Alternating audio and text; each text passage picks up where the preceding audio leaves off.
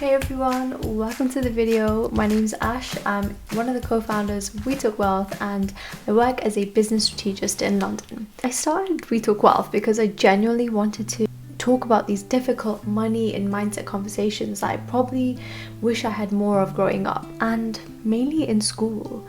I don't think that we got taught enough of this, and a lot of young people and even older are struggling now, and especially in this climate. I mean, not the weather. The weather's actually okay today, but the general economic climate, and it's more important than ever to learn how to be financially independent and stable and at least look after yourself and not having to rely on some factors that we may not have control of in the future. So we're going to try to develop those habits step by step. It's not something that will happen overnight, and have those difficult conversations and hopefully learn more. So a little bit about me. I studied a diploma in medicine and a degree in economics at university. That was a long 5 years, but very, very insightful. And growing up, I think taught me the most of all. I think seeing my parents navigate their life and build what they have today from scratch really motivated me to work so hard, and I think probably have done about 15 to 20 jobs by the time I was like 25. And it sounds like really crazy to say that, but you know, I started off obviously with like a lot of cash in hand jobs and earning probably £3-4 an hour, to then working into like bigger companies. Today I am so grateful for all that I did to make myself more aware and really learn the value of money. I think that is the most important lesson of all, the value of money. And today, even working full-time at a company, I still do little jobs on the side to make sure that I humble myself in terms of how I see money. I don't want to lose that value I have of money in terms of it not meaning as much anymore, especially with inflation and not being worth as much.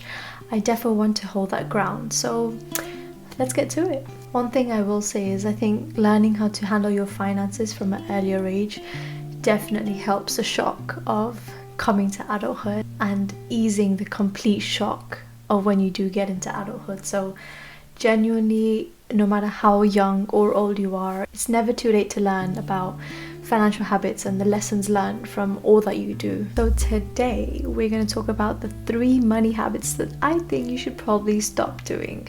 So let's get into it. Here's number 1. Putting all of your money into just one account. You guys do not want to be doing this. You'd be surprised at the number of people that keep all of their savings and their monthly income going into just one account. And really what you want to be doing is diversifying that income, especially in the climate right now where we have interest rates climbing. Actually get a little bit more on top of what you're putting in there.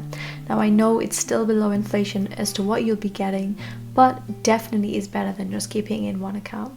So what is diversification? This is essentially when you're not relying on one type of investment or asset heavily. And now when I say one account, I don't just mean one bank account. This applies to all of your invested income too. You don't want to keep it all into, for example, one index fund, one stock, one property, because this puts a very large risk on that asset. And if it does come to fail or come down, you don't have anything balancing out that fall. And so what you want is essentially a portfolio where your money is balancing out in various investments. So if one does choose to go up or one does choose to go down, the various sectors balance out and it doesn't impact your overall wealth as much. So if you're wondering what different type of assets there are essentially 4 types of main assets that you want to be looking at. One is cash, one is fixed interest securities, the other one is property, and the last one is equities. So if you have exposure to all of them or some of them, for example, having a little bit of cash as your emergency fund, having a little bit of money kept per month in a fixed rate security, but also in a probably BTL property that you've rented out. So this means that if one part of your portfolio isn't doing as well, that means the other sectors will then compensate for the losses. Now, if you're looking at investments in terms of stocks, it doesn't just have to be various assets. It could also be, for example, investing in a company that is in a different geological area. For example, the demand and supply of utilities that are being supplied in the UK may not be doing as well, but may be doing better in the Far East. And so having that portfolio spread across various companies that are originated in different geological areas can also reduce the risk of your portfolio. So overall, diversify is the main message. Number 2, purchasing items for external validation, unless it's an investment.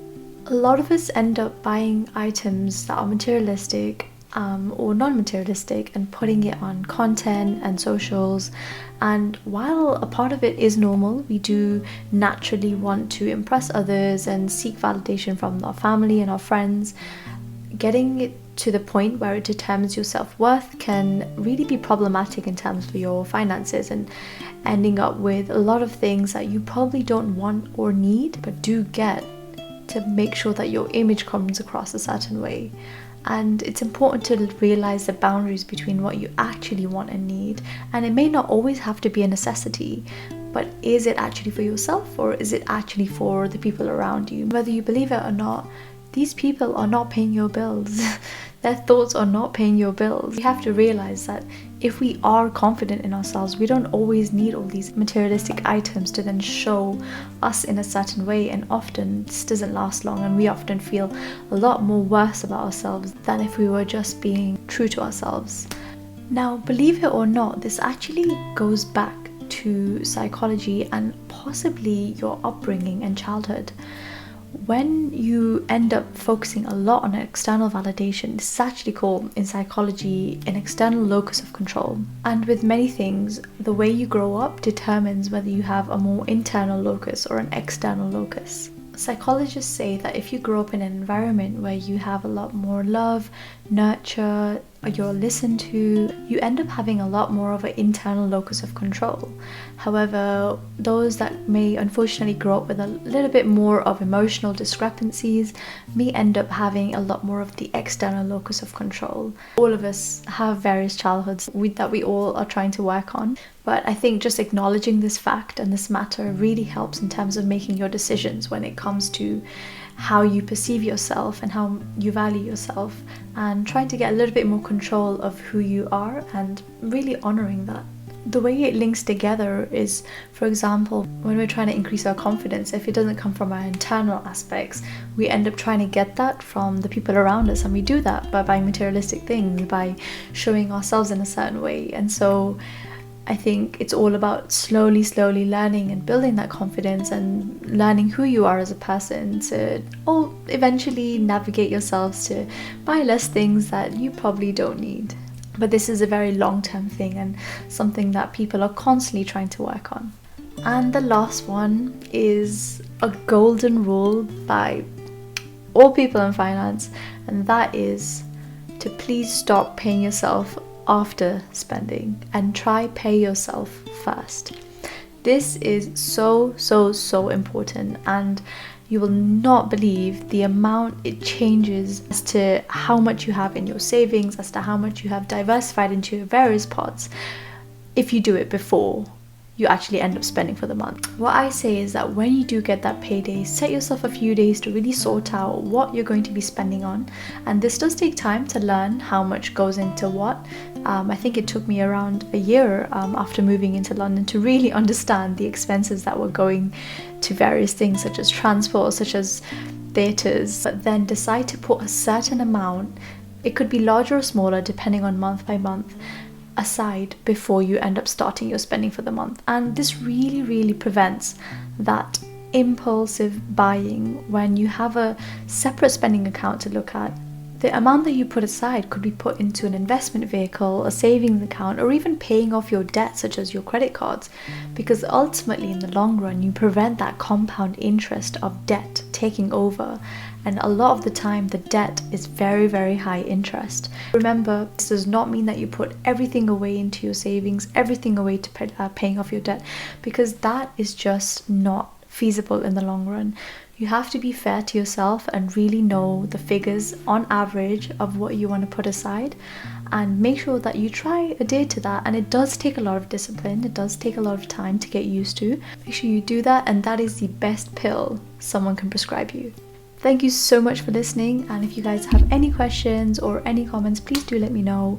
I'm happy to answer, and please remember, I'm not a financial advisor. I'm just out here trying to give you some tips as to what I've learned growing up. So thank you guys for listening, and see you guys next time.